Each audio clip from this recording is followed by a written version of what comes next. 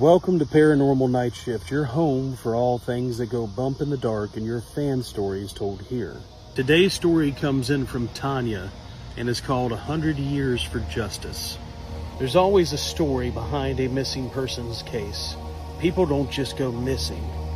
Nowadays, with social media and everything like that, it's probably easier to find someone. But in the early 1920s, before modern technology, the idea that somebody could just run off, disappear, and start over again, well, it wasn't unheard of. Especially in very rural farm towns. In fact, you hear tons of stories of people just starting over. Eli Livingston, that was the name that was on the house that we had just moved into. The Livingston Estate, as it was called. A home that was built in the early 1920s, huge wraparound porch, stone columns that led outside. The house looked like it was from Gone with the Wind, and I guess had been in the town forever. Eli Livingston was the mayor of this town, kind of the unofficial founder, if it was. Not much was known about him other than he moved to the town, started a couple companies and factories, and built this beautiful house. When we moved in, the paranormal activity started almost automatically. My daughter, who was 6 at the time, started having very vivid dreams and would sleepwalk, always down to the basement. But in the morning, she never remembered any of it. We would wake her and bring her back to her room, and she would always tell us about the little girl. There's a little girl here, Mommy. She wants to play with me. And I tried to pull up history on the house, but nothing. Other than that, Eli Livingston had lived here. He had built the house with his bare hands. He had moved here, built the house, nothing about any sort of paranormal past.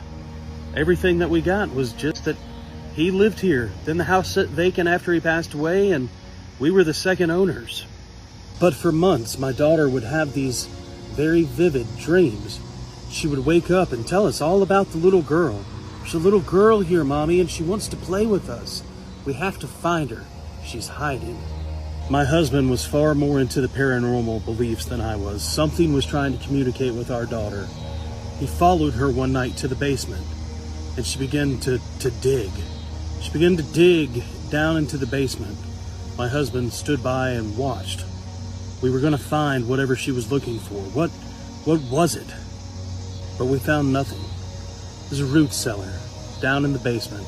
That's all it was. There was nothing else to be found. But again, the paranormal activity continued. Sightings of the little girl. Full body apparitions of this girl walking around our house, asking for help. We contacted a medium and a spiritualist. We did everything that we could to try to communicate with her. During the seance, the words dig continued to come out. Dig, dig. We've already dug. There's a root cellar. Where else do we need to go? Where do you need us to look? Dig. We dug again down at the root cellar until we hit something this time. A crate.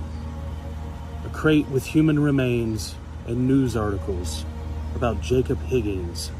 Jacob Higgins had murdered his wife and had escaped Colorado with his daughter.